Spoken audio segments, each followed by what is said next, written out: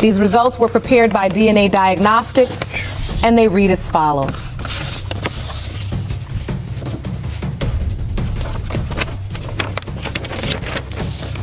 In the case of Brown versus Henderson,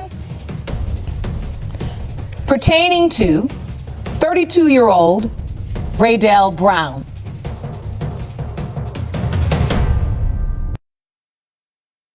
Do you want to watch Paternity Court on TV? Go to paternitycourt.tv to find your local listings. In the case of Brown versus Henderson, pertaining to 32-year-old Raydell Brown. Mr. Henderson, you are not his father. Oh no! I told you. Oh no! Oh no! Oh Lord! Oh no! I'm not going to feel. Bienvenue sur ma chaîne YouTube. Je ne sais pas ce que vous attendez, mais abonnez-vous. Aujourd'hui, petite réaction sur une émission qui se passe aux États-Unis où ils sont dans une cour de justice pour déterminer si un parent est le père, potentiellement. Et dans cet extrait que je vous ai montré normalement, je vous ai montré juste une petite partie. Évidemment, je vais essayer de vous raconter, moi, de ce que j'ai pu savoir de l'histoire. C'est pas en France que ça va arriver. Parce que pour ceux qui ne savent pas encore, qui sont encore dans l'ignorance, en France, il est formellement interdit à un père de faire des tests de paternité. Voilà. Il n'y a que le juge sur des demandes assez précises qui peut le faire, et la mère, pas le père. Et si vous avez l'intention de le faire dans un autre pays, tant mieux, vous le faites. Et vous savez au final que votre enfant n'est pas votre enfant. Mais dans tous les cas, ce n'est pas valable en France. Voilà. Je ne suis pas juriste, mais ça, c'était une petite aparté. Dans l'émission qu'on voit aujourd'hui, c'est un père de famille qui a au moins 50, passé presque 60 ans. Son enfant, il a 32 ans. Donc sa mère aussi. L'histoire en toute simple, c'est que plus jeune, ce père de famille-là, il était DJ. Donc il a rencontré sa meuf et tout. Pour lui, ça se passait bien. Ça se passait bien. Ils ont eu à faire ce qu'ils devaient faire. Ils se sont fréquentés, etc. Mais je pense que la meuf a été déjà enceinte, en fait. Soit elle était déjà enceinte, parce qu'ils ne le disent pas, en fait. Soit elle était déjà enceinte, soit elle a été enceinte après. En tout cas, dans tous les cas, à la résumé de l'histoire, c'est qu'elle lui a fait croire pendant 32 ans que c'était lui, le père. Vous voyez? Parce que lui, il a continué ses activités, mais bon, il s'est dit, bon, j'ai un enfant, donc il doit taffer un peu plus, etc. Et je vous ai pris cette vidéo-là parce qu'il y a des vidéos où l'enfant, il vient de naître, admettons, il a 1 an, 2 ans, allez, 3 ans. Même déjà pour moi, 3 ans, 4 ans, de faire croire à quelqu'un que c'est ton enfant, c'est déjà beaucoup. Mais alors là, 32 ans, c'est pour ça que celle-là m'a marqué. C'est pour ça que je me suis dit, je vais l'apprendre. Parce que pendant 32 ans, où tu fais croire que c'est toi le père à quelqu'un, c'est énorme. Vous ne savez pas la psychologie de la personne après. Pendant 32 ans, il a cru que c'était son enfant alors que ce n'est pas son enfant. Heureusement qu'il y en a qui sont vaillants, qui arrivent à tenir. Mais il y en a qui vont se foutre en l'air. Disons les termes. Il y en a qui vont se foutre en l'air. 32 ans. Je n'ai pas dit 1 an, 2 ans, 3 mois. 32 ans. Ça veut dire que potentiellement même, l'enfant qui a 32 ans, il peut même refaire sa famille ou il peut avoir une famille. Et donc, potentiellement, le monsieur qui croit que c'est son enfant peut être grand-père. Vous imaginez tout l'impact derrière? Les petits-enfants qui vont découvrir que leur grand-père n'est pas leur grand-père. Le père qui vient de découvrir que son père n'est pas son père.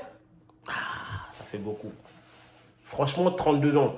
J'ai envie de me dire que dans cette histoire-là, c'est un homme qui apprend que c'est pas son enfant pendant 32 ans. Il peut encore en refaire. Mais vous imaginez la machine derrière après, de recommencer. Cet homme-là, il n'aura plus jamais confiance aux femmes. Il n'aura plus jamais confiance aux femmes. Et c'est tout à fait normal. C'est tout à fait normal. Donc franchement, c'est vraiment dommage que ça n'arrive pas en France. Parce que moi, je l'ai toujours dit, et je vais continuer à le dire, si ça arrive en France, le taux de divorce, il va augmenter, mais d'une façon. il sera même demandé beaucoup plus par les hommes maintenant. Si jamais c'est légalisé. Le jour où c'est légalisé en France, le taux de divorce, il va être demandé par les hommes, mais ça va faire une raz-de-marée, puisqu'il est dit que, dans les pourcentages en tout cas, c'est la femme qui divorce beaucoup plus que l'homme, évidemment, en France. Mais le jour où ça va être le contraire, le jour où le test ADN, ça va être légalisé en France, oh, ah, je vais vous dire qu'il y a des familles qui vont se séparer. Hein. Franchement, il y a des familles qui vont se séparer. C'est dommage. C'est dommage qu'il n'y a pas ça. Parce qu'en fait, on a tout posé sur l'acte de la mère. La mère vient dire quelque chose, on la croit, et puis c'est tout. Et même dans cette manière-là, on pousse beaucoup de femmes à se dire « Non, c'est pas grave, vous n'avez pas besoin d'hommes. Vous pouvez élever très très bien votre enfant tout seul. » Oui, il y en a qui arrivent. Mais le but d'une famille, c'est d'être unis. Le but d'une vie, c'est d'avoir quelqu'un sur qui compter quand ça ne va pas. Et non pas de se dire, je vais jouer les deux rôles. Je vais jouer le rôle de la mère, je vais jouer le rôle du père. Oui, il y en a qui ont réussi.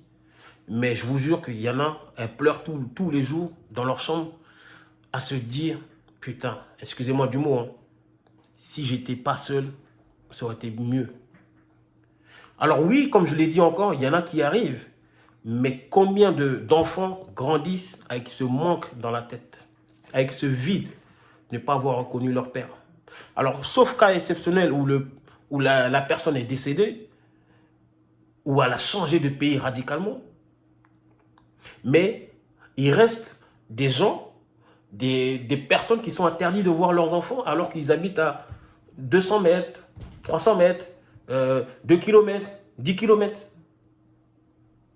Parce qu'il est connu que dans 90% des cas, on donne l'enfant à la mère.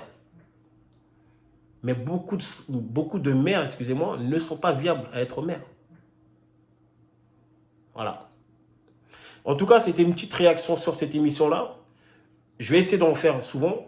Mais ce cas de figure-là m'a pris vraiment au trip parce que 32 ans, vous imaginez 32 ans élever un enfant qui n'est pas de vous pendant 32 ans.